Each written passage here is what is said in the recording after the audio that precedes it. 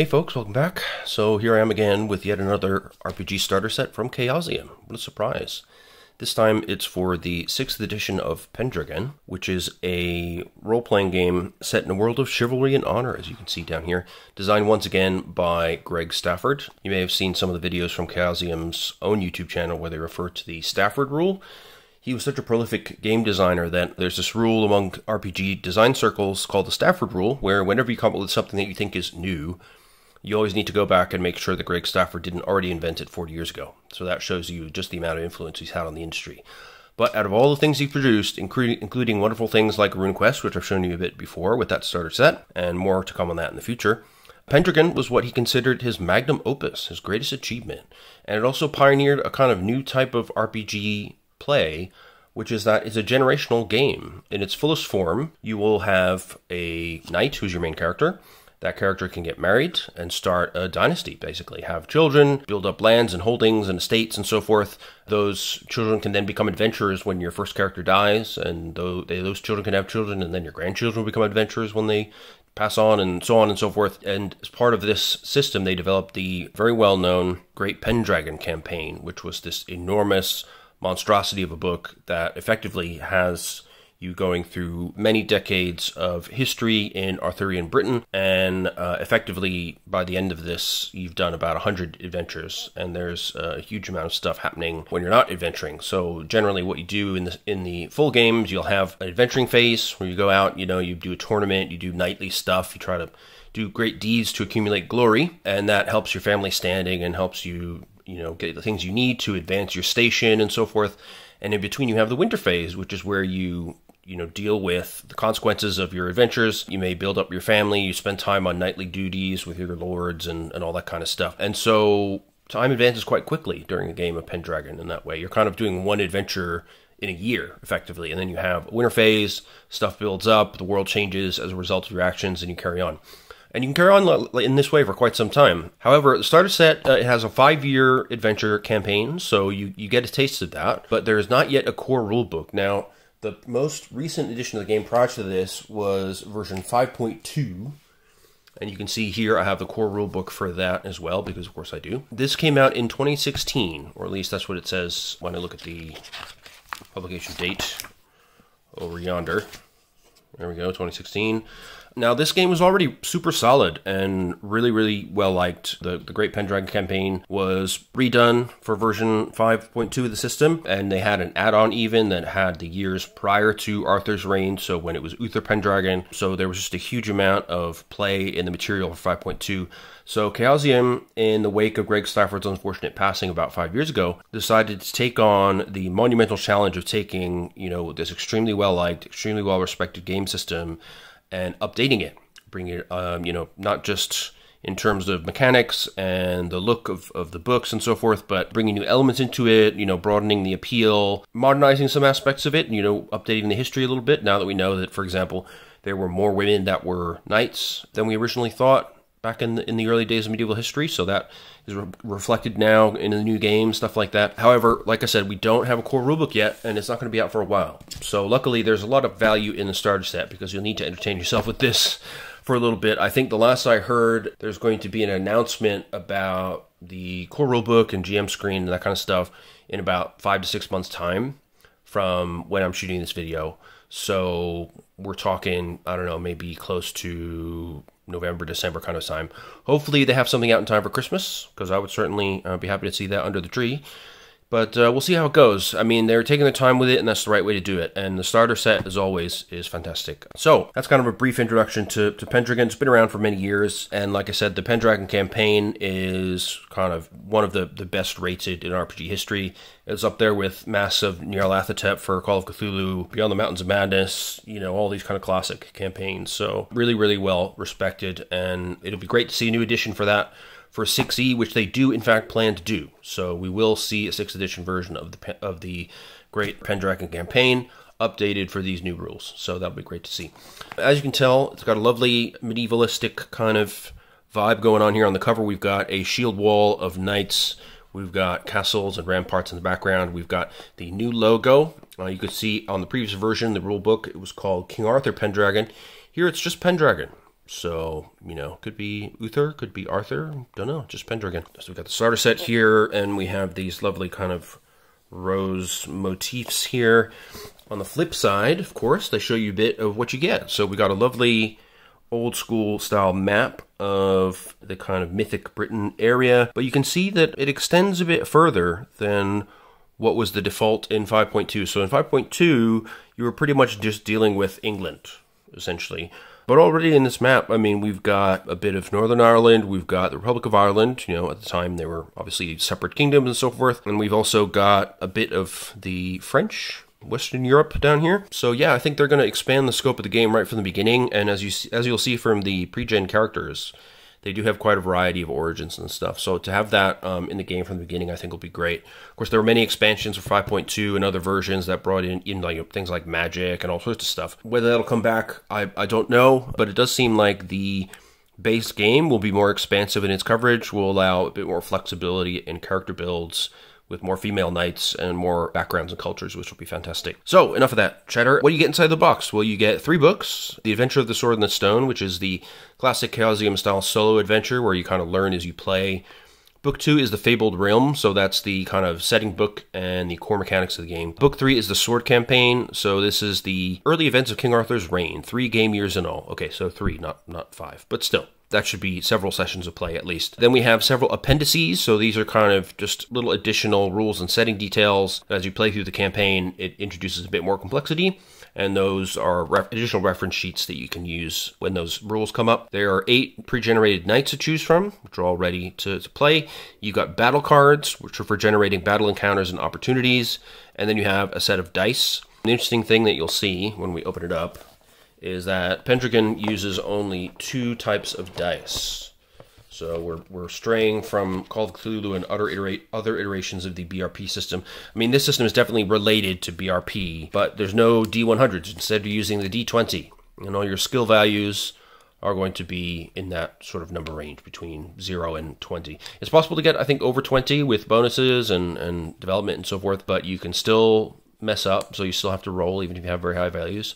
So our little dice pack here is really different from Call of Cthulhu or RuneQuest. We've got 1 D20 and a bunch of D6s, and those are the only 2 dice that you use ever in Pendragon. Then we have this lovely illustration here, which really gives you that nice medieval style vibe. Just recapping again what we have inside, and on the flip side of this, we have a lovely advert for RuneQuest, which I think is a really good choice because that's another classic Greg Stafford game, and if you're into hitting things with swords and you really want a fantasy vibe, then, you know, you've got an awful lot to deal with and have fun with in the RuneQuest Glorantha world. So it makes sense to try and upsell people towards Glorantha if they're into the Pendragon vibes. Then we get into the books themselves.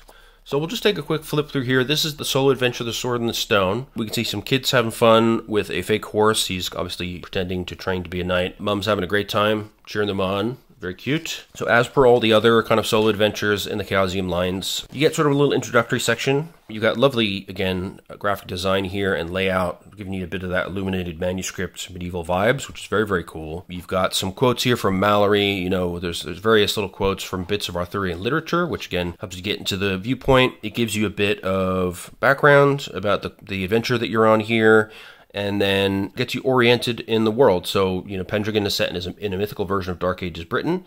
It's Greg Stafford's unique synthesis of centuries of Arthurian tales, a vision of history informed by medieval scholars and troubadours, by Sir Thomas Malory and Edmund Spenser, by romantic novelists like Tennyson, and by more contemporary visions from popular literature and cinema. All these stories have contributed to this legendary game setting. And now imagine it's the year of our Lord 509, so we're way back in Dark Ages, the early medieval times, whatever you prefer to call it nowadays.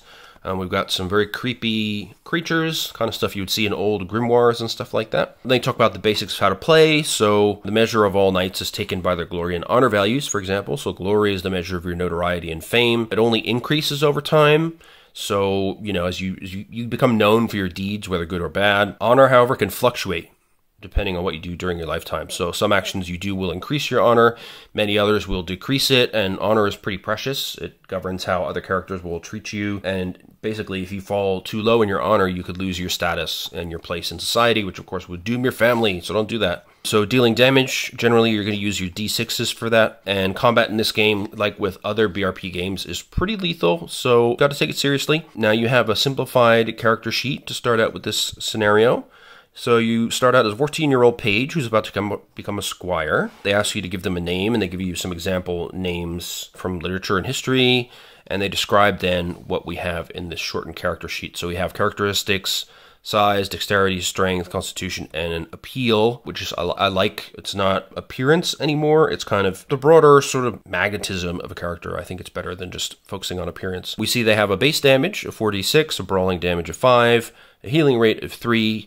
They go unconscious after taking 7 hit points, and they have a movement of 17. Their hit points are max 27, and you can track them here. Tiny space for notes, maybe not big enough there. Then you can see your skill values here. So when you roll a skill, just like in BRP, where it's a D100 roll under, here it's a D20 roll under. So you can see the skills, battle skills start out pretty small, but you do have these passions as well. And the passions and traits are really what are interesting about Pendragon, because they, you might think initially, well, everybody's a knight or something similar. That's going to be boring, right? You don't have character classes, in RuneQuest, you have so many character options and types of magic and whatever. But here it's all about what kind of knight you want to be. That's the theme of the game. And that's determined by your passions. So here you have the passion of homage to your lord, love for your family, hospitality, and honor. All of these are key aspects of chivalric behavior, right? And then you have these various traits, which are kind of on a continuum. And you have chaste versus lustful, energetic versus lazy, forgiving and vengeful, generous, selfish, etc. They all go down in opposition like this. And as you perform deeds that fall into one trait, your GM will tell you, okay, well, a woman tried to get all sexy with you and you turned her away, so tick the chaste box. And then your chaste trait might increase at the end of the session. So that will then inform how you roleplay your character in future sessions. The bold personality traits, you'll note some of them are bold types, so those are ones that are your religious traits and represent the values most important to your religion. And so your background also comes into it. If you come from, the Ottoman Empire, if you're a knight of Charlemagne, or if you're a knight of Arthur, you will have different religious background, a different ancestry perhaps, maybe from a different part of the country or different part of Europe. So you'll have different values to represent your religious values. And then you also get to choose one trait and make it 16. So this is your famous trait. This is what you're known for amongst your peers. So it could be that you're known for being modest, right? So you put a 16 in there. But if you do something proud, then you might decrease that, and you'll no longer be famous for being modest. You'll be heading more towards the proud direction. So you have the agency to decide what kind of knight you will be through your actions and how they're directly reflected in these traits and in your passions, which can develop as well according to what happens in the storyline or what adventures you run into.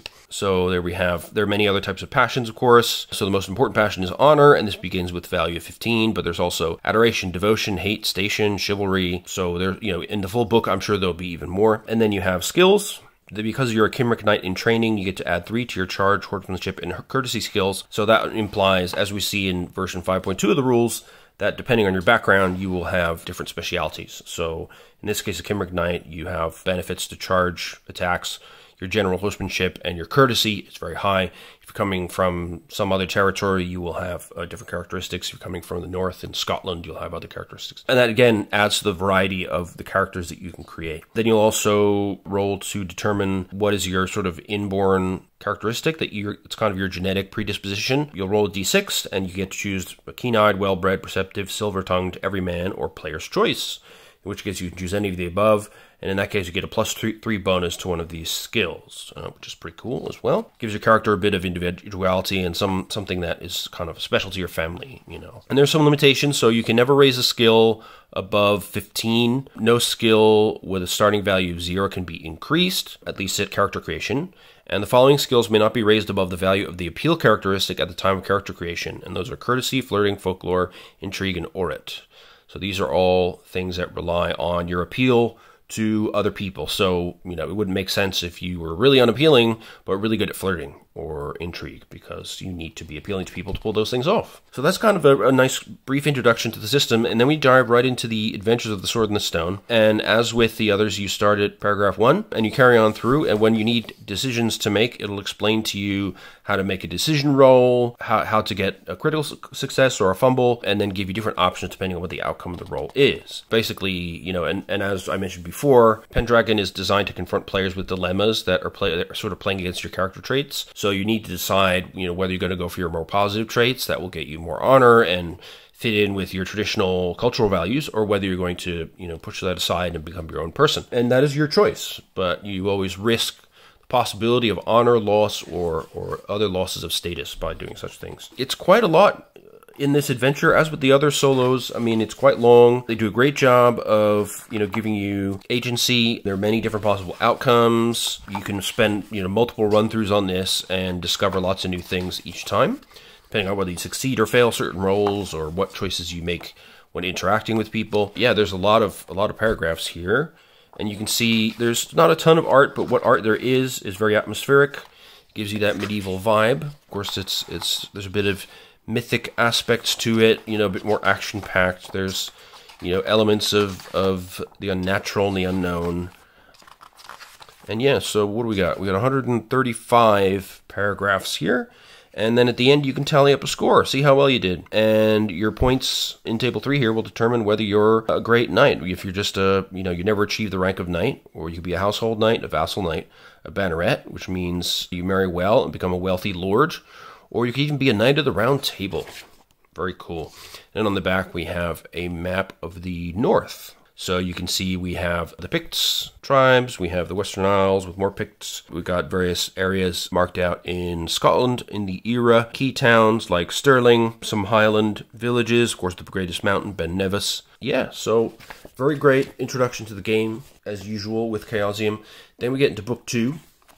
So this is where we really dig into the mechanics. Now, I've watched a few live plays of this because I do definitely plan to run this for my group. We have a few history buffs, including myself. And while this is mythic history, it's not true for reals British history. I do live in Britain. There's a ton of interesting history in here, and a lot of Arthurian literature is, of course, based here. So I'm really looking forward to digging into the setting more. And for that reason, that's why I've got the 5.2 book by my side for the setting info. And when the new book comes out, which, as you can see, already covers more area than we had in 5.2. I'm very excited to see what new stuff we have available from the start. So here we've got the whole of the British Isles, basically, along with at least the Northern Ireland chunk here. We go all the way from the southern England and Cornwall, all the way up to the northern tip of Scotland, which is great. And then we've got a bit of the Kingdom of France down here as well. And I believe one of the pregens is from all the way down in Constantinople as well. There's going to be a lot of variety in player types, cultural backgrounds, and so forth. So we start out with some setting info, so this is kind of giving us the geographical background, and then we're talking about the medieval Britain of history versus the medieval Britain of the game, the customs of the realm, and the Oath of Chivalry as is presented here. Starting player knights begin as young adults who are about to realize or have just attained their lifetime goal of taking the Oath of Knighthood. So you generally start out as a knight. And Knights of Pendragon may be of any gender. This is a big difference. So in 5.2, if you pick up that book, which you can very cheaply nowadays via eBay, or a nice PDF from Chaosium for about $15 or so, they actually had a different character sheet for women, and it was not really considered normal for them to be knights. However, that has turned out to be, first of all, a little bit untrue. There are more female knights than we originally thought, as we're getting greater understanding of medieval history around this time. And also, it's a mythic Britain. We can do what we want, right? There's no problem with having female knights. Why not? If we can have fairies and Merlin and the Sword and the Stone, then that's no more or less realistic than having, more female knights or making it completely normal. So I think that's totally fine. And it also says that players may wish to construct the social and gender roles in their version of Arthur's Britain. The important rule is that everyone at the table is comfortable and having fun. And I totally agree with that. Then we get a walkthrough of the daily life of the knight. So you have responsibilities, auxilium, concilium, and aids. So auxilium is to be a soldier for your lord, obeying their every command. So when they call for your sword, you have to be obliged to fight for their cause. Secondly is concilium.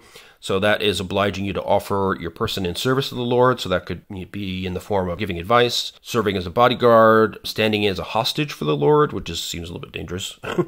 Or providing their children as squires for training at the Lord's court. Aids covers the knight's financial obligations, so that's usually paying the Lord's ransom in the event of capture, knighting of the Lord's firstborn, or helping to pay for the Lord's marriage, all this kind of stuff. So, they take care of you and keep you in weapons and armor and stuff, but you need to make your contribution as well. The daily schedule in a castle or a manor will follow the cycle of the seasons, because we're in an era where, we don't have electric lights, we don't have gas, so the time of year has a huge influence. limits on what you can do. Basically, everybody wakes up when the sun comes up, and they wash and dress and pray. Then you go about your business, and when the sun disappears, you might have some torches or candles, but generally, that'll be the end of the day. You won't stay up much further than that. And then we get into the game system. So they have, of course, a brief summary of the standard notation for die rolls. So D designates the number of dice to be rolled. So 5d6 is 5 6-sided dice, and a 1d3 sometimes comes up, and that's easy. Roll a d6, a 1 to 2 counts as a 1, a 3 or 4 counts as a 2,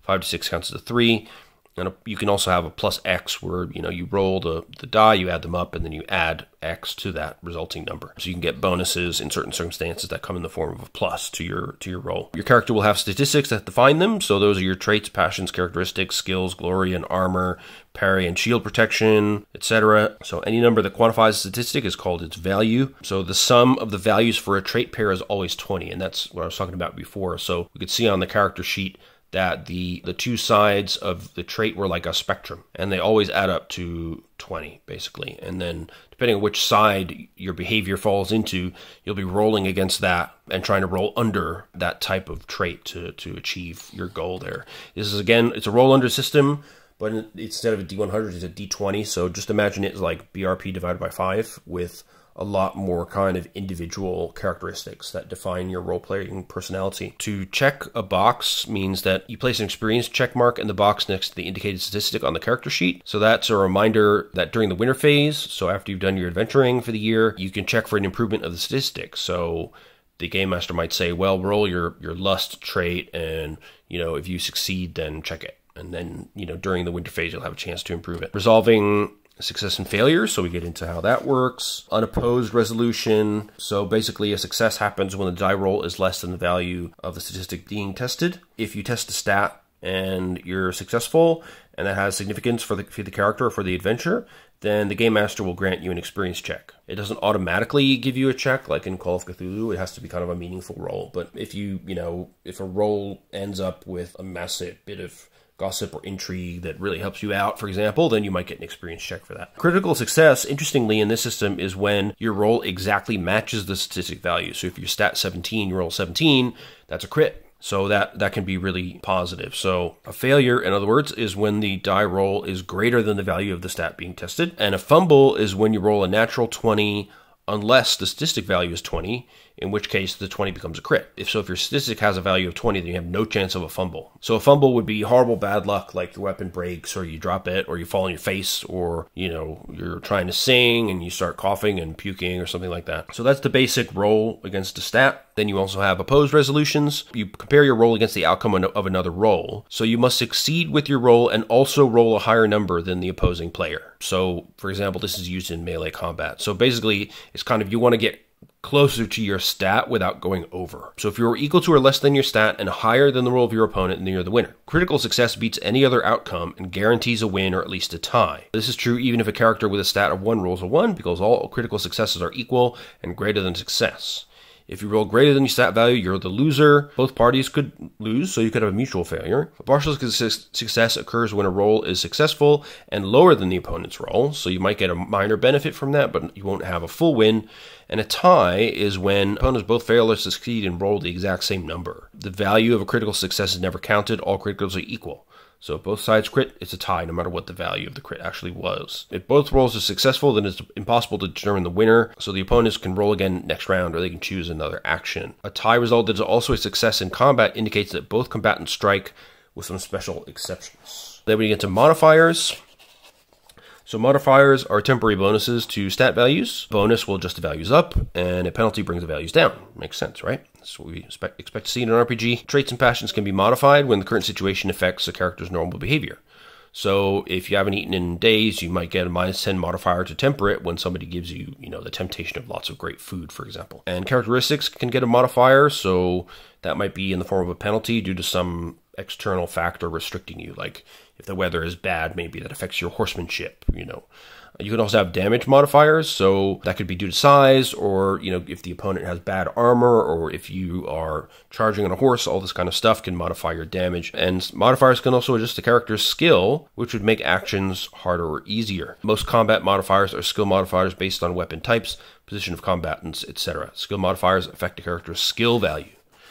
So basically, if you had a skill roll of normally it would be a 17, which is very high, but you have a modifier of -3, so now you've got to roll at or under a 14 for a success. It's also possible to have a value greater than 20, so you can have your base stat value of 20, which is the maximum. If you have a value higher than that, effectively, because you have a bonus to your stat, then there's some special rules for that. So any points in excess of 20 become the critical bonus. So that means that a modified die roll equaling or exceeding 20 counts as a critical success. So for example, if you have a knight with sword 20, that means that you have a +4 critical bonus. So if you roll a 16, then the final result is modified and becomes a crit. You basically get a wider crit range, which can make you really deadly in combat, for example. Then we have the possibility of values less than 1. That's usually a temporary value. Well, always a temporary value, in fact. Pendragon doesn't use negative values, so instead you just kind of keep the stat roll at 0. And as usual, a roll of 20 will count as a fumble. You still have to roll, though. Failure is automatic, but the range of die rolls could indicate that different things happen, so you still need to roll. Experience checks, so we go into more detail on how that works. So a player knight normally gains a check for a stat when they roll a crit. So if you really do your best, it's more likely that you've learned something new, you've kind of got the feel of it. If you have really problematic circumstances and you still succeed, that could lead to an experience check, or if you roll a fumble as well. So if you have a really bad mistake, mistakes are learning experiences as well. So that's a good way to think about it. The GM can also grant checks in response to player actions.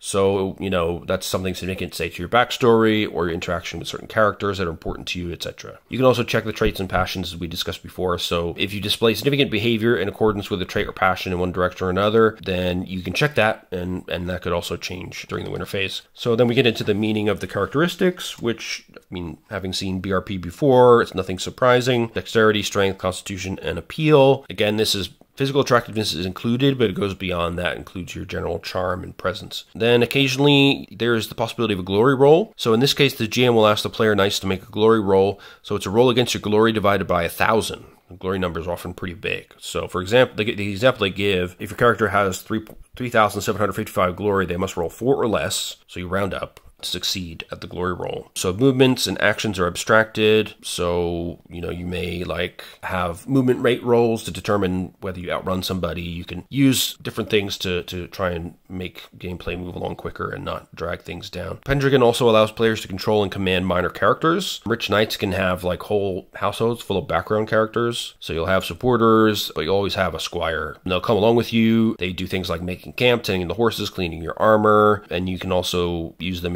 in battle, for example. There's a combat role called Squire roll for the call squire action. So if the game master decides the squire needs a specific skill value, then the default equals the squire's current age minus 11. So there you go. Then we get into the traits and passions. So these are really the stats that depict your personality. So they quantify, inform, and sometimes dictate character behavior. There are 13 opposed trait pairs, which, as we said before, they must always equal 20. So there's an endless sort of tug of war between virtue and vice. Again, thinking about this as kind of a mythic Britain with Arthurian values. So then they talk about different trait levels. So an unsung trait is a value of 0 to 4. It doesn't define your personality. It's just kind of, it is what it is. A normal trait is a value of 5 to 15. So if one of the values of the pair is greater than 10, well, if it's greater than the other value, basically, it's the dominant behavior. If both values are 10, then neither is dominant. A famous trait has a value of 16 to 20. And that means your character is well known for such a trait, at least within your home county. When a behavior is called for, the famous trait is always triggered first. An exalted trait has a value of 20 plus a critical bonus, for instance 20 plus 2. Its opposite is 0. Such a trait completely defines a character's personality, and the character is known everywhere for it. A character with an exalted trait can never act otherwise. So when you really, really are well known for something, you just flat out can't act in opposition to that trait because it's part of who you are, essentially. It's your nature as a character. So it does put restrictions on you as far as your behavior. And I think that's appropriate because knights were brought up in a strict lifestyle where being chivalrous and honorable was above all else, And so the game enforces that directly through the mechanics. And while you do have agency to move yourself towards certain famous or exalted traits, once you reach that level, you're kind of locked in, that's who you are. Of course, you can roll against traits according to what's happening in the game. So if you get a critical value, you roll exactly your trait value. then you act strongly in accordance with the trait and take an experience check, and the Game Master may grant a +5 modifier to a subsequent relevant skill or passion roll. The character acts in accordance with the trait on a normal success. You only get an experience check for that if the action is significant to the story of the characters. If you fail, you roll again, this time for the opposing trait, adjusted by any modifiers. If this roll is also a failure, the character acts however the player wishes. Finally, you can fumble, so you act strongly in accordance with the opposing trait and grant a check to the opposing trait, which is really interesting. So the trait rolls are awesome. I mean, to me, it's the real core of this game. You know, that's what makes the knights feel so distinct in play, because even though they're all knights, you know, the different levels of wealth, the different levels of honor and glory, and then their different positions along these, you know, 13 different axes of values is going to make them feel and behave really differently at the table. And I think that's why for Greg Stafford, this was his magnum opus. You know, this idea is the core of what makes Pendragon so special. And of course, they go through all these skill pairs and what they mean. And then we explore passions a little bit more. So again, you know, an unsung passion has a lower value, in this case between 1 and 5. Normal passion is between 6 and 15. A famous passion, which is something you'll be famous for, has a value between 16 and 20. And an exalted passion will have a value of 20 plus some critical bonus. So if you invoke a passion, then you sort of are able to apply a passion to a situation. Let's say you're in a fight, and one of your passions that you really hate the Celts or something.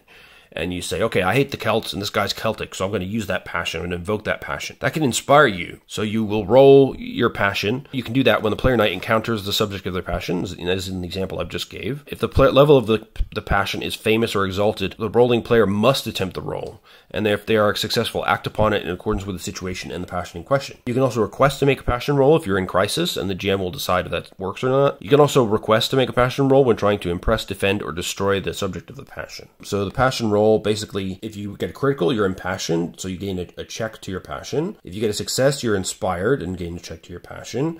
If you have a failure, there's a passion crisis. I didn't insert that exclamation point, it's already there. And if you fumble, you lose 1 point from the passion, so there's a big risk there. And each passion may only be used once per day to provoke a bonus, by the way.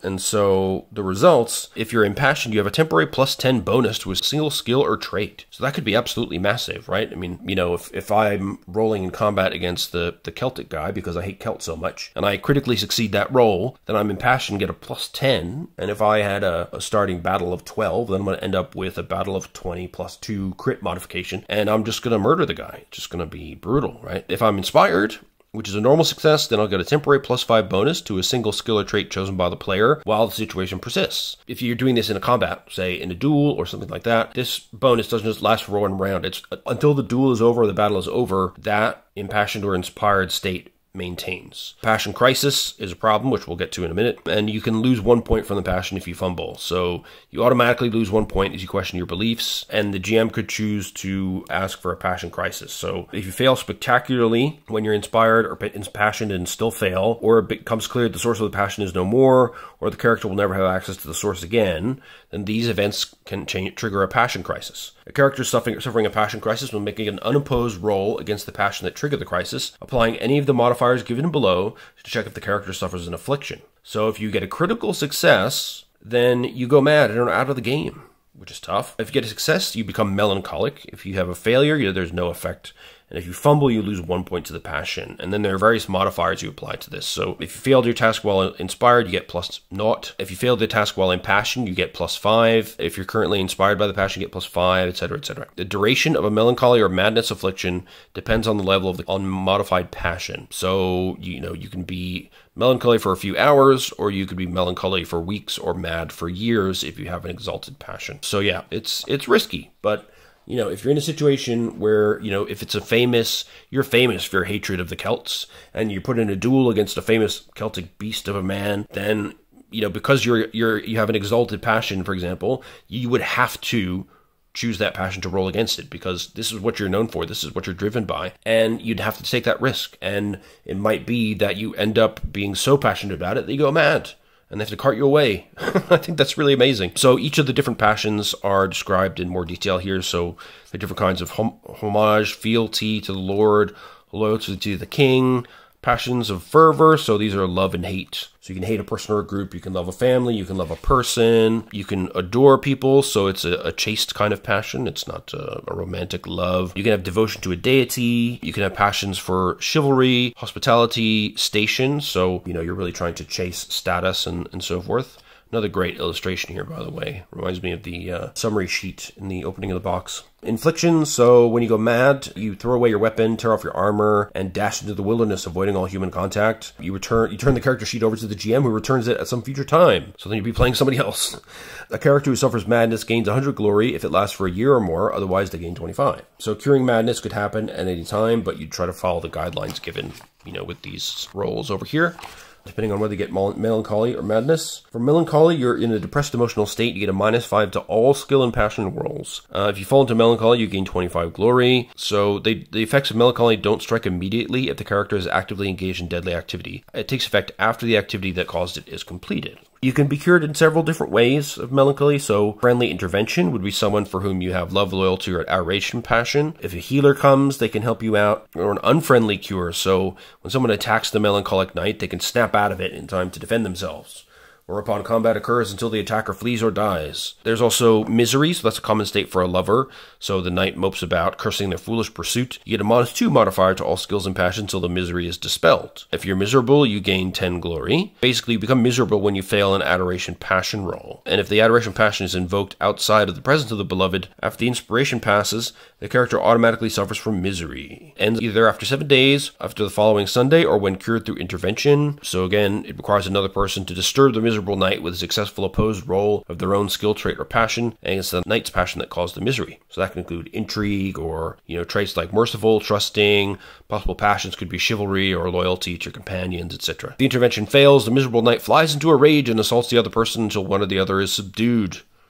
So, yeah, passions and traits, they're really the core of why the system is so cool, in my opinion. Again, I really do love the layout and the fonts they use in these books. It's fantastic. So then we get into skills. Again, as with the traits, we basically have 4 levels of success: crit success, failure, or fumble. Skills grant glory when performed in significant public venues, which is important because glory is what you're seeking ultimately in your knightly career. And your skills are grouped into combat skills, courtly skills, knightly skills, and woodcraft skills, and then they define each of these in turn. We won't go through all of that, but you'll notice there's some interesting ones in here, like chirurgery. So this is the, surgery back when we didn't have, proper tools or anesthetics or anything like that. Awareness is when you're trying to spot something hidden or you're trying to keep aware of your immediate surroundings. Of course, battle is used in combat, but you also, as a chivalric knight, you'll want to compose things, maybe play an instrument or sing something. Courtly dances, knightly courtesy is a skill. Falconry, flirting, folklore, gaming. Chivalry, the rules applied to knights in all kind of categories of behavior. We have horsemanship, we have hunting, intrigue, literacy, orate, which is a verbal skill to influence people through argumentation. You can stir emotions or change minds. You can play instruments, you may recognize people. You can have a religion skill. That's not about how much you believe, but that's about how much you know about your religion. And then there's a singing skill, and finally stewardship, which is woodcrafting. So that's the knowledge of land management. It's not normally required of knights, but basically if you become a knightly lord where you run a manor or something, that might become important. And then we get into honor and glory. So honor is the measure of your integrity, and this is the bit that fluctuates up and down depending on your behavior. So gaining a check to honor means that you performed an honorable deed that goes beyond your normal duties. So that would typically be an expression of your traits or passions. So a check to honor often follows a successful trait or passion roll. That also results in a check to that trait or passion. Some deeds can give a check to honor, might include granting leniency to a foe when none was asked for. So you were being forgiving, making a lawful decision against your own interest. So you're being just, or maintaining order in the face of a hostile mob. So you're remaining true to the passion of station there. It's far easier to lose honor than it is to gain it. Once you have less than 5 honor, you lose your title of knight, and noble society casts them out. Player knights must defend their honor, so whenever somebody publicly questions, doubts, or insults your honor or deeply held personal virtue, that abuse requires action or the honor diminishes. So you must defend the honor of your family, your liege lord, and their king. For an attack on their honor is an attack on your own as well. So they may attempt to use their honor exactly as if it was a passion to gain a bonus to one's skill. So if somebody insults your lord, you can say, "How dare you, sir? Use your honor as a passion and gain a bonus to your response, which could be to challenge them to a duel or all kinds of things. Losing honor is really easy, so you can ignore the dishonorable deeds of others, you could do the wrong thing, you could not fulfill a vow or break an oath, you could kill a surrendered prisoner, or it could be a grievous dishonor like, breaking and entering, killing, rebellion, black magic, that kind of thing. Those are grievous dishonors. So a huge instantaneous loss of 10 points of honor, as well as punishments up to and including death. So there you go. So the object of the game is obtaining glory. Glory increases but never decreases. Bad behavior results in loss of honor but not glory. In fact, successful bad behavior adds to glory just as surely as successful good behavior. So that's part of the moral dilemma presented with you by the game. Sometimes, the bad thing will get you honor or will get you glory rather, but it will lose you honor. And you have to make a judgment in the moment, which is more valuable to your knightly career. And the glory values, as you have seen, can be quite large, but you should never award more than 1,000 glory for a single deed. Such awards are once-in-a-lifetime experiences. So passive glory is something that automatically accrues each winter phase. The characters in the starter set earn passive glory in one of two ways: appeal value and traits and passions. And so they explain how these issues work, and then we get into the good stuff, combat. So combat is a big part of this game because you are a knight. You are going to go on hunts and go to tournaments and duel and all that kind of stuff. But during battle, you can also invoke your love or honor or other passions, and those can inspire you to greatness and chivalrous acts to defeat your opponent. And the way you treat your opponent in battle might affect your honor and all these kind of things. So there's an intricacy to these interactions of your character traits and your combat abilities that is part of the fascination of combat in Pendragon. And they have a lovely table here about combat resolution result. You cross-reference the opponent's combat skill result, critical success, partial success, fail, or fumble against the initiating character's combat skill results. And you'll see that there are some bits where nothing happens, and in the other bits, somebody will win, or there'll be a tie, or also both combatants can lose. During a combat round, you have 5 steps, basically. So you will declare your combat actions, resolve them, you work out the winner's outcome, then the loser's outcome, and then you do your combat movement. So it's kind of interesting. You do your attacks first, and then you deal with movement afterwards. So the winner rolls a number of dice equal to their damage characteristic. So if you've rolled your opposed check for the combat, you've worked out who won and who does damage, then the winner will roll a number of dice equal to the damage characteristic or the horse's damage if they're charging, modified by the weapon type and grip. Critical success adds another 4d6 to the damage characteristic for that round. If the winner achieved a notable success, a critical for example, or a success against a noteworthy foe, or one that moves the story forward significantly, they may also, with Game Master approval, score an experience check for the weapon used. Very handy. After that, you then work out how much damage the loser takes, and you check for knockdown if they drop or broke their weapon, and armor, shield, and or parry protection in that order. So there are rules about how to determine if somebody's knocked down by a blow, whether they dropped or broke their weapon, and basically a sword can break any weapon, including another sword, when the loser fumbles and the winner criticals. So watch out for that. Arms and shields absorb damage and parries block it, regardless it's expressed as a protection value. So the actual damage the loser takes is the difference between the winner's base damage total and the loser's armor protection value. If the loser rolled a partial success, they may also apply the shield or parry protection value of their shield or weapon. So you write the number of points of damage taken after subtracting the protection value in the wounds section of the character sheet and subtract them from your hit points. So you note each wound separately as first aid is applied to each individual hit, basically. And also check to see which type of wound was inflicted, because they could be minor, major, or mortal. If the actual damage exceeds your con, that's a major wound, and you fall unconscious straight away. You're out of the fight until you get first aid. And also, if they fall below this threshold, raise their current hit points above their unconscious characteristic. After taking damage, if your current hit points fall below the loser's unconscious characteristic, the loser falls unconscious, they're out of the fight, etc., etc. If the character's hit points drop to 0 or less, they are mortally wounded and will die if not quickly rescued. So a character who declared this movement this round other than the charge now will simultaneously move a number of yards up to their movement rate, but again, this can be kind of abstracted. I think this game works really well, like Cthulhu and other games in the BRP system, with theater of the mind combat, so you can use kind of weapon ranges on a general basis. So, contact range is when you're touching or grabbing the opponent. Close quarters is when you're within arm's length of somebody. So basically, if you're close enough to use daggers, fists, and claws. Normal melee damage is distance of about a yard. Most weapons are ineffective beyond 2 yards. So, if you have a spear, maybe that would be different, but typical swords or whatever, you will need to be at least at normal range. Long range, so some weapons do allow engagement at long range. They're always two-handed, but not all two-handed weapons are long range. So bear that in mind. Missile ranges vary from short, which is up to 30 yards, medium, 31 to 100, or long, 101 to 200 yards. And there are a few different actions that you can take. So they're classified as actions, brawling actions, combat actions, communications, or follow-up actions. Then they give you things that you can do when you're mounted or unmounted, exclusively unmounted, exclusively mounted, or brawling. They define each of those. We won't go into a huge amount of detail because there's loads of stuff.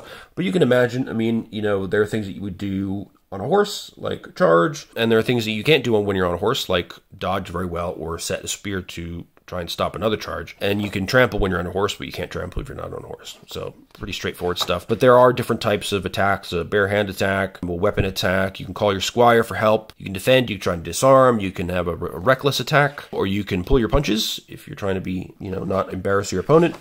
So you got loads of options in combat, and it's a lot of fun. And the fact that you can kind of get impassioned by your traits and skills and stuff is really cool. So yeah, there's lots of detail and all that stuff to help you determine, you know, what kind of things you can do in combat. There's lots of examples of the different possible results. And then examples of combat modifiers, which is important. So height advantage can give you a +5 or -5 value in favor of the character with height advantage. You can also get penalties for fighting against multiple opponents, and that accumulates. So if you have 2 opponents and you get a -5 penalty to each action, if you're fighting 3, you get -10, etc. So you get -5 for each additional opponent. If you're mounted, so there'll be certain, you know, rules that apply specifically to mounted combat, which is very common in Pendragon and not so common necessarily in other games. So they do pay attention to that quite a bit. And then they get into how to use missile weapons, and there are some rapid shooting weapons. So if you have a readied bow, then you can loose 2 arrows per combat round, but with 1/2 the usual weapon skill value. You can also get modifiers. So you take into account things like cover, missile range, the target position, and the weather to modify the missile ranges. Then we get into arms and armor. So we have the different aspects that different weapons can have. For example, for melee weapons, you have a bunch of broad criteria that are common to the weapon. So the name for the weapon, the skill that it uses, whether it can be used mounted or unmounted or both, the amount of damage it can use, the bonus damage the weapon deals, if any, and the trigger required, if any, are noted here as well. If it has an advantage against other weapons or certain types of armor, or if it has a disadvantage against certain types of weapons or armor. Then there's a little side box here about how parry protection works, and how handedness is factored in, and then the different main skills. So there's the sword skill, spear skill, hafted weapons, so that's axes, maces, and hammers, and there's a special note on axes, so they reduce the shield protection value of an opponent by 1d6. If the value on the d6 die roll equals or exceeds the shield protection value, you've actually destroyed the shield, which is pretty awesome. So there's a good reason to use axes every now and again. For missile weapons, you have similar characteristics: the weapon name, the skill that it uses, whether it can be used mounted, unmounted, or both, damage stats, then you can have potential bonuses or from training, things like that. And it'll have a range as well, which you don't have, obviously, with melee weapons, and a rate of discharge. So certain kinds of bows, maybe you can fire more than once around. And here we have the different weapon skills, so bow, thrown weapon, and spears. And then we have here a list of the melee and brawling weapons. We've got arming swords, battle axes, clubs, cudgels, daggers, franciscas, which is a hafted weapon. We've got some pictures here as well, but it doesn't label them, so you might have to figure some of them out for yourself. Do some Googling. Lances of different types, including a jousting lance, mace, maul, quarterstaff, sax, and spear. And then it also has some of them have advantages. So as we saw earlier, the axe can reduce shield protection value by 1d6. Arming swords have parry +3. They break other weapon types on a tie. Great maces have a +3d6 damage versus mail armor. Lances have advantage against long weapons. The disadvantage, a lance, for example, can be broken on a tie, fumble, or partial success. So you need to be careful about that. And the same again for the missile weapons, except instead of having advantage, disadvantages, you just have weapon skill, mounted or unmounted or both, damage, the range, and the rate of discharge. Basically, it looks like it's 1 per round for everything. And then we have armor. So the armor protection value, a higher value is better because you're subtracting that from incoming damage. So putting on armor is not a simple thing. You have different types of armor for different parts of the body, and they all stack. So if you have a helm and chainmail shirt and some greaves and all this sort of stuff, you add all that together to get your armor protection value. You have textile armor, which is layers of linen and leather and so forth. And then you have mail, which is made out of interlinked metal rings, and the helm, which is all kinds of head covering. And there's always a metal chainmail coif underneath, kind of to give it an extra layer of protection, because the head's pretty important. You often have outer protective clothing as well that goes over the armor. Here we got a lovely image of a blacksmith's shop at work. And they go through different sort of names for the types of armor that you can get, including open helms, nasal helms, and advanced nasal helms.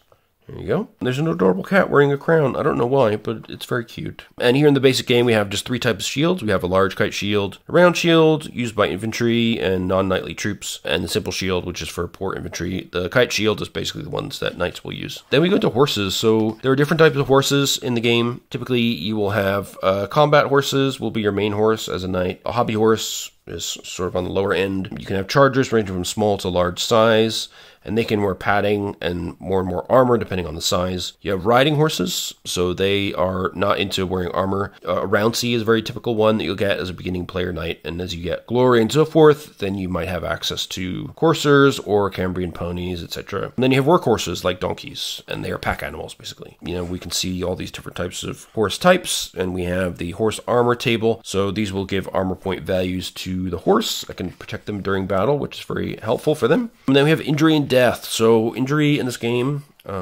he's in a bad way. Injuries matter in this game. So basically, healthy individuals don't need care. So knights are trained to live with minor injuries, so that's not a big deal. But excessive injury is basically, you can aggravate your injuries. So excessive strenuous activity when you have an injury is going to aggravate the incident. So debilitated characters are incapable of taking care of themselves properly and they need rest, and activity is liable to worsen their condition unless someone tends to them. This attention is called chirurgery, as we mentioned before, the unsophisticated medieval version of nursing. So the debilitated box is checked when you lowest hit points below the unconscious characteristic, so you got straight knocked out. If you took a major wound or a mortal wound and survived, if you suffered a fumbled first aid roll, or if you got an illness due to poor conditions or other sources, that includes being poisoned. So a wound is taken each time you suffer damage from weapons falling or dropped objects, and you record that on your sheet separately each time you take damage, and then you mark that off your total hit points. So each amount of damage is treated separately when you use the first aid skill. People forget that, so I'm going to repeat that again. Minor wounds are wounds causing less damage than the major characteristic value, which is equal to your con. So that's bruises and small punctures and stuff like that. Major wounds are ones that just straight up knock you out. That could be concussions, broken bones, damaged internal organs, pretty bad stuff basically. So in that case, you must check the debilitated box, and so you will need care to take care of that. Further action is taken after a major wound is suffered and before it is fully healed and aggravation occurs. So we'll get to that on the next page. Mortal wounds, basically somebody has to apply first aid within 1 hour or you die, and even then recovery is doubtful. First aid must restore enough hit points to give the character at least 1 hit point above 0. Chirurgery cannot help until the character is out of this immediate danger. Of course, you check the debilitated box. Your character is unconscious or barely conscious, and their future is in grave danger. If the character is so restored, they suffer 3 rolls on the characteristic loss table. Player must immediately refigure any derived characteristics. So basically, if you roll this d6, then you'll reduce that characteristic by 1, which is not great. And you don't want to aggravate things if you can avoid it. So if you aggravate your injuries, you subtract 1 or more points of damage from current hit points, but it's not an additional wound as such. It's kind of adding on to that previous loss. So there's a bit of complication in this. Injuries and illness can grow worse rather than better if no one properly tends to your wounds. So you can lose blood, you can be dehydrated, you can get infected with evil spirits or illness or whatever, and that causes 1d6 damage per week, and first aid can't help you. Deterioration only affects debilitated characters who do not get a successful chirurgery roll during that week. Only 1 chirurgery roll is allowed per week, with deterioration occurring on a failure or fumble. And then there's a bit of falling damage, which goes up to a maximum of 16d6. So, yeah, be careful.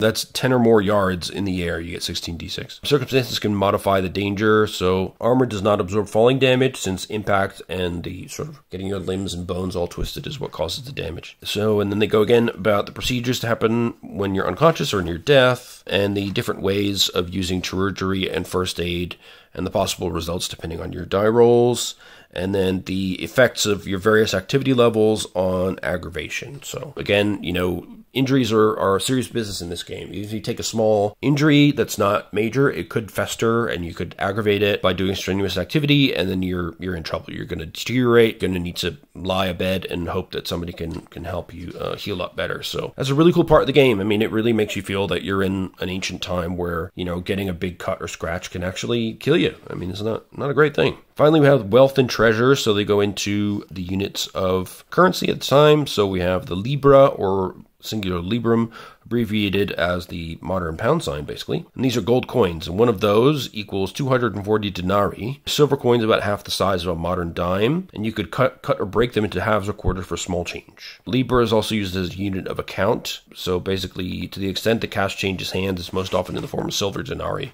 You don't often see real gold librams. They're kind of like today, you know, we don't exchange large amounts of money in cash briefcases. We use account transfers and PayPal or whatever. So sources of treasure, you can get them by capturing opposing knights and having their lords or other knights pay a ransom. And there's also some interesting role-playing opportunities presented by that. If you take part in a ransom with other people, then you can share that wealth among you. You can also fight for loot.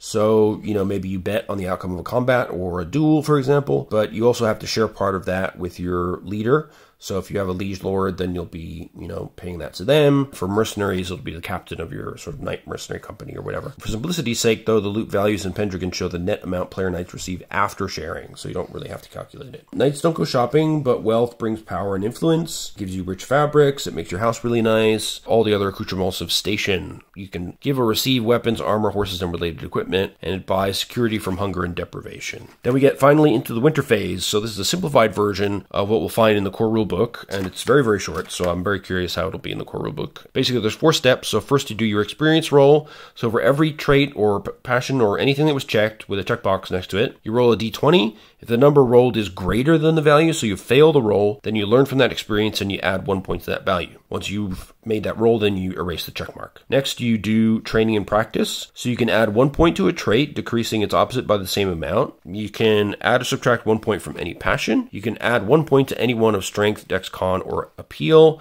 Or you can train skills, but with a maximum of 15. So if you choose that, you add 6 points to any number of skills under 15 in any combination. You can even put them all in one skill if you want, but as long as no values go over 15. Or you can increase one skill over 15 by 1 point up to a maximum of 20. So getting skills up to 20 is a pretty big commitment. Finally, then, or well, not finally, but in step 3, you tally your glory that you gained in the year's play, find the total, write it under history and events, and that will be your total glory for the year. Passive glory accrues from certain annual benchmarks, which are actually discussed earlier in the book. And then finally, you get your prestige reward. So for every full 1,000 points of glory attained, the player knight gets some prestige. You can raise a stat by 1 point. No restrictions apply. No penalties pertain, and it may increase the critical bonus for skills over 20. You can also lower the value of a passion by 1 point. And so that completes a year in the life of a player knight. So how cool is that? So, I mean, it feels like there's a lot of stuff going on in this game, but it's not as complicated as it may seem on first blush. The rules have a lot of sense to them. If you just think of it as kind of BRP with the addition of these trait axes that always add up to 20, and that can vary depending on your behavior, you'll grasp it pretty quickly. So I wouldn't put too much stock in that as far as the learning curve aspect.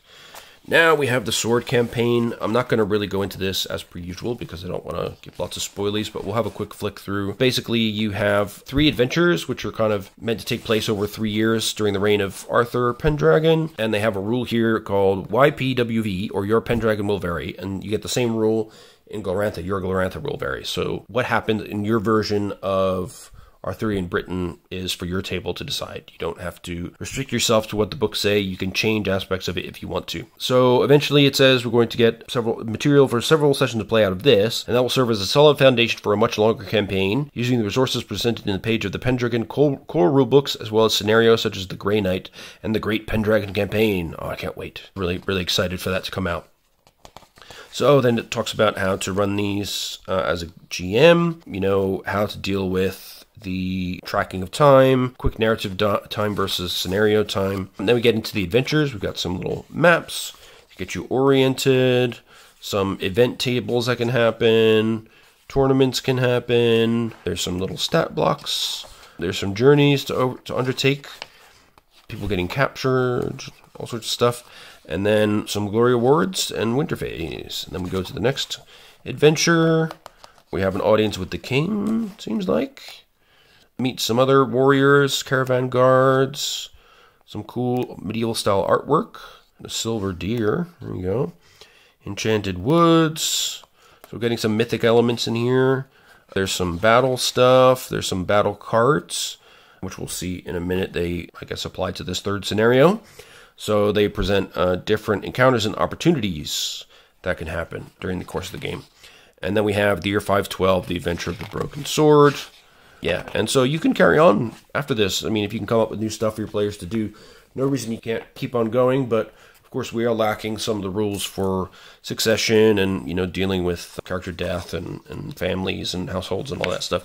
And I'm really waiting for the core rulebook for that, but I did get the, like I said, the 5.2 to try and fill in the gaps if my players are super into it. We'll play 5.2 until the 6.0 stuff comes out. I mean, it's still very close, and we'll adopt some of the 6th edition changes, like having female knights for sure. Then we have our first of the appendices, just a summary of the rules for tournaments, like the Grand Melee, the tournament melee procedure, rebated weapon damage, peripheral tournaments, and jousting. Then we have Appendix B, which is just basics of battle, so how to run a battle, the player knight's role in those battles, and morale, how you fight using the encounters and the intensity, the procedures of a battle turn. So this is, you know, we're dealing at a larger scale here than just sort of a one-on-one duel or something like that. And then you can have different battlefield positions. You select a posture for how you'll proceed, which could be valorous, reckless, prudent, or cowardly. And then you fight the encounter. You can invoke your passions, but that's only once per day as per usual. Lasts for a single battle turn in the case of a larger skirmish. And there are various things that can happen. You can retire to the rear, you can run away, you can surrender, you can be left alone and captured. You can get glory from battle, of course. And you can get ransom and plunder if you manage to capture some opponents. And then they have a quick reference on the back as well. Then we have Appendix C, which is about overland movement. So this you'll need during, I think, the second adventure where there's a long journey involved. So you'll need to think about weather, types of road, and then they give you the daily riding rate, whether you're kind of going an exploring pace, a leisurely pace, a normal pace, or a forced march, and the weather and road conditions and how they affect those possible paces. There's some detail about the different types of travel, wheeled vehicles and cargo, and then a note on maps. So they're pretty rare, actually. So they're nowhere near as accurate as a modern map. And basically, the most you'll get typically is a written list of stops along the way with major roads and river crossings, but nothing like what we would see in modern cartography. So a lot of chances for things to go wrong when you're on a big journey. Finally, we have Appendix D, which is what to do when you visit a foreign court. So meeting foreign knights on patrol, they can be suspicious, for example. You'll have to try and convince them to let you in. You'll ride to the gate, knock, blow a horn, ring a bell, or simply shout until somebody comes and talks to you. You can try courtesy rolls, and hopefully they will feel some hospitality and decide to let you in. There's a whole process for being introduced to the court.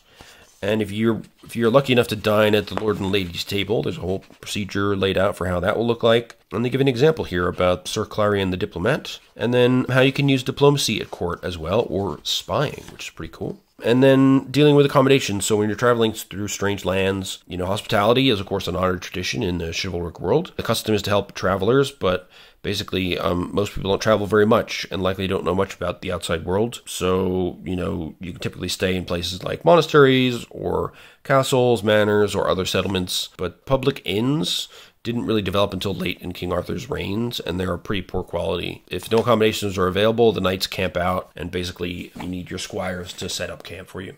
Now we have the battle cards that I won't really spoil because these are part of that scenario. So these seem to be, you can sort of punch these out. They've got nice divisions there. You can break them apart. So we've got 18 battle cards. On one side, we have a description of what the card represents. Here we have the Knights of Gore.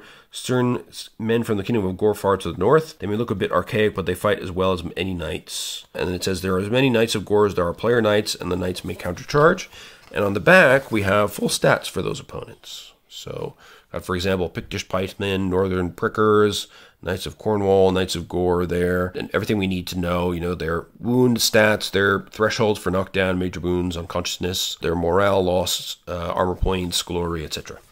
So we get that for all these different opponents. You know, Cambrian archers, Pictish javeliners, Saxon warriors, guards, and bodyguards, commanders, champions, and dismounted squires, all sorts of stuff. So very cool. But yeah, I don't want to go too much into that. So you can be surprised on the battlefield. Now, finally, we have our 8 pregen knights. So we'll start here with Sir Clarion. Looks very serious. Got a lovely helm, a nice big kite shield. Got a mace there and a sword in the other hand. As with the RuneQuest sheets, these are fold-outs. So we see his heraldry here. I guess I think you can kind of... Oh no, I guess, you know, they do come with some heraldry, but you can, in the proper game, in 5.2, you can kind of design your own heraldry, which is pretty cool if you like that sort of thing. So, Sir Clarion is age 21. He's a Cymric Christian. He's got a strong jaw and a haughty expression, and his family characteristic is well-bred. He's a knight of Logres, distantly related to the legendary Duke of Vortimer. So he's wandering the land, searching for a worthy lord to whom you may pledge your trust and your sword. This year you fight under the banner of King Leo de Grance of Cameliard, an honorable and just king. Pick this knight if you want to play a knight who personifies the ideals of their class and will eagerly take up the tenets of chivalry. And then we have their events so far in their knightly career. So they're born in 489, squired in 503, and knighted in 508. So not that long ago. And we can also track their passive glory and stuff for the winter phase. Then we have their characteristics, weapons and damage values, health values, movement, armor, glory, and healing rate. The debilitated box, if you're in bad shape, of course. Current HP you'll mark here, and then for each individual wound that you take, you'll mark the damage and describe it. And then you can mark down damage for aggravation or deterioration if you're trying to heal up. Then we've got your skills. So these were all described before, all the cool stuff like falconry and composing, whatever. Combat skills are nicely set apart in this deeply different colored area, which is very handy. He's got a warhorse, a charger, the main horse, and then he's got a Rouncy and 2 Sumpters as other horses. And you can note his jousting score. That's handy. For weapons, he's got arming sword, lance, 4 spears, mace, and dagger. For skills, he's pretty good at recognize, falconry, courtesy, mediocre at most other things.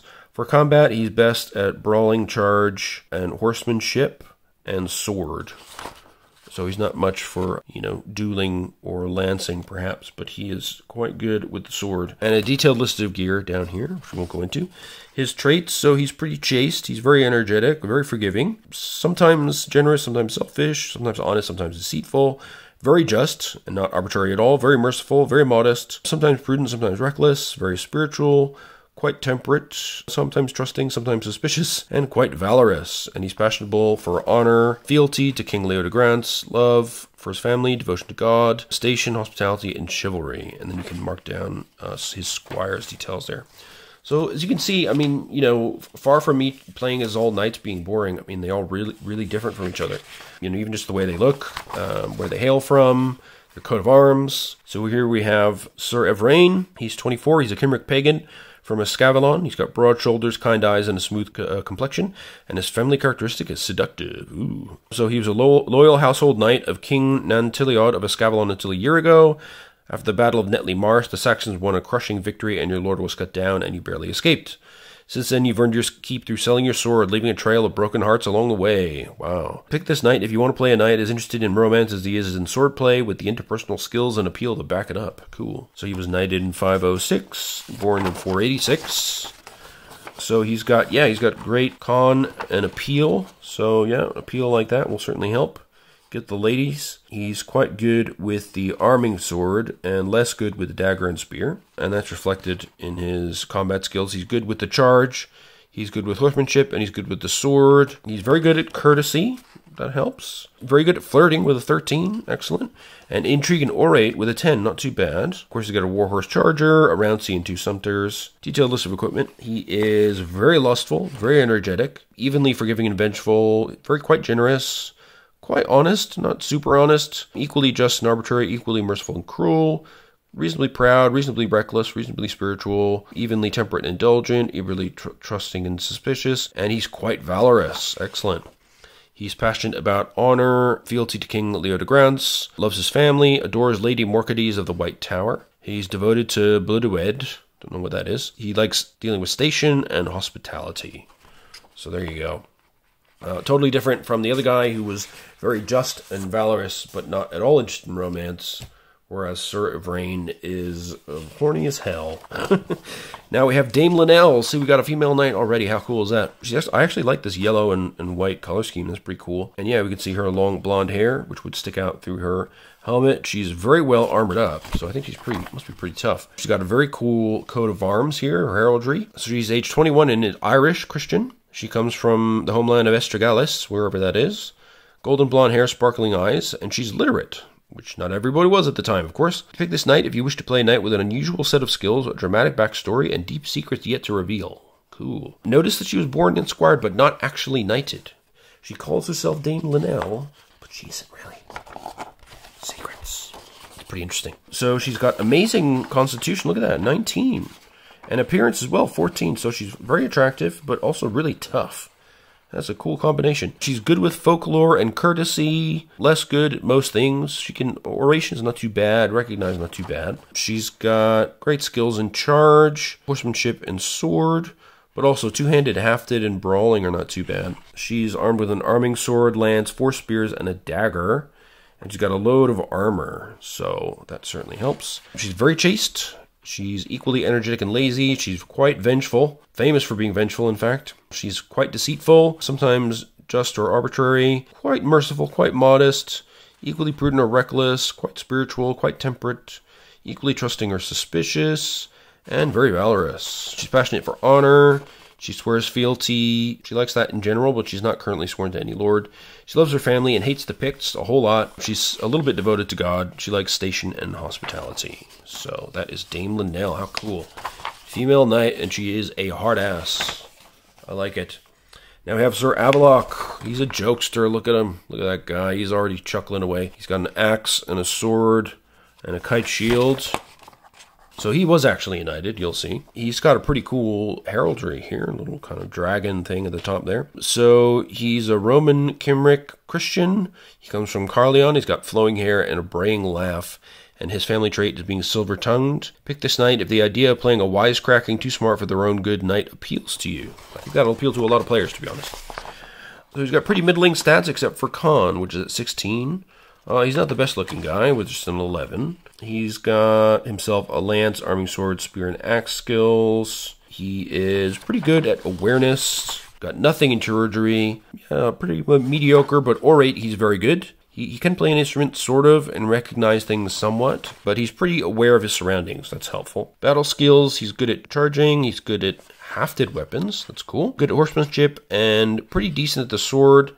And could be worse at the spear. Got a 9, but at least he's got 4 of them. He is actually reasonably chaste, surprisingly. Equally energetic and lazy, quite forgiving, equally generous and selfish, reasonably honest, reasonably arbitrary, reasonably merciful, reasonably modest, a little bit reckless, quite spiritual, famously indulgent, equally trusting and suspicious, and quite valorous. Look at that. His passions are honor, homage to the Lord, love for his family, some devotion to God, station, and hospitality as well. Sir Avalon the Jokester, like him. Then we've got Dame Tamura. She also looks badass. Another female knight. She's got a cool spiky helmet thing going on. You can see the metal coif underneath. She's got a lot of chainmail on. It looks like she's got a bow, so she'll have some nice long-distance attacking possibilities. She was knighted properly in the year 510. And she's got a lovely coat of arms here with a moon and a charging green horse. She's from the Alan culture. She is pagan from Brittany. She's got a graceful build with green eyes. You're newly knighted, Lady Vivian, and has sent you to Londinian after hearing the prophecies of Merlin. So pick this knight if you wish to play a knight adept with bow and arrow, or if you like a bit of the strange and mystical in your characters. That's very cool. So she comes all the way from Brittany. Very cool. So what do we got? She is pretty big and reasonably strong and pretty tough. Her appearance is average. Dex is a bit above average. She's decent in awareness and hunting and sort of half-assed in most things. She can do a bit of dancing, a bit of falconry, a bit of first aid, a bit of religion, a bit of instruments. Everything's a bit middling. Combat skills, she's great with the bow at 15. That's new. She's great with charging. Well, decent with charging with a 12. Hafted weapon, she's got a 10. Two-handed hafted, she's got an 8. Horsemanship 15, which is good, and she's equally good with the spear and the sword. Again, unusual compared to the other knights. She carries an arming sword, a self-bow, lance, 4 spears, and a dagger. We can see the bow up here, so the damage is 3d6. She is quite lustful, quite energetic. She's equally forgiving and vengeful, quite generous, very honest, equally just and arbitrary, equally merciful and cruel, famously proud. Interesting. And very reckless. I like that. She's also famously spiritual, equally temperate and indulgent, trusting and suspicious, also equal. And she's also famously valorous. She's famous for a lot of stuff. A lot of 16s there. And she's got passions for honor, homage to her lady, love for the family, and devotion to Diana. Cool. Yeah, again, Tons of variety here amongst the pregens. Now we've got Cadwallon. Got a simpler look to this guy. He doesn't have any outer clothing covering his armor, but he does have a long spear, so he's going to be perhaps fighting at a longer range, trying to keep the swords at bay. He's a Cymric Christian from Salisbury. His distinctive features, he's barrel-chested and rustic accent, and his family characteristic is clodhopper. Pick this knight if you want a character with nothing to lose and everything to gain. Comes from the humblest origins to stand among the greatest knights in the land. Cool. So he was born in Squire, but not yet knighted. So he's hoping to be a Sir Cadwallon, but he's not there yet. His stats are 12 across the board except for con. That's interesting. Not much in the way of weaponry here. He's got a dagger, an arming sword, and a spear, which is a boar spear. And he's also got 4 regular spears. That's interesting. So he's only got 12 hit points. It's not great. In terms of skills, his courtesy and is decent at 10. Literacy is 0, so he can't read anything. Fashion, terrible, 0. 10 at folklore. Can do a bit of hunting, first aid, and stewardship, but those are at 8, so not terribly wonderful. He's good at brawling and great at charging. Good horsemanship, good spear use at 15. And not bad with a sword either at 13. So, you know, I think he could hold his own. He's more chaste than he is lustful. He is equally energetic and lazy. He's quite forgiving, equally generous and selfish, equally honest and deceitful, somewhat just, famously merciful, reasonably modest, equally prudent and reckless, quite spiritual. These don't add up to 20. What's going on there? Okay, Chaosium. I guess those are supposed to be 10s? I don't know. Anyway, we'll have to look up the errata, I suppose. And here we have equals. Those are supposed to add up to 20, guys. What's going on? So is he valorous or cowardly? What's going on? I'm confused. Anyway, is that a mistake or is that... That must be a mistake, right? Because we haven't seen any other knights with traits not adding up to 20, which is, I mean, one of the core rules of the game. So, yeah, there must be an updated version of this that I'll need to print out or send to my players. That's a little bit annoying. That's a shame. Especially with the 16, I want to know which one he's famous for. Tells me a lot about his character. Anyway, we got Dame Quenhild, another female knight. She looks pretty badass, with a big old battle axe with a long handle, so it looks like a two-hander. Not so much in the way of protection armor-wise. I mean, she's got some chainmail, but I don't see a lot of leg protection. She's got what looks like a raven on her. Yeah, there's a raven there. So she's a Saxon. She believes in the Norse religion. That's pretty cool. Family characteristic is poetic. And pick this knight if you want to speak loudly and carry a big axe. Yeah, I'm down. She got strength of 15, or size of 15, strength 15, con of 15. Dex and appeal are both average, but wow, she's got some big numbers for size, strength, and con. That's pretty cool.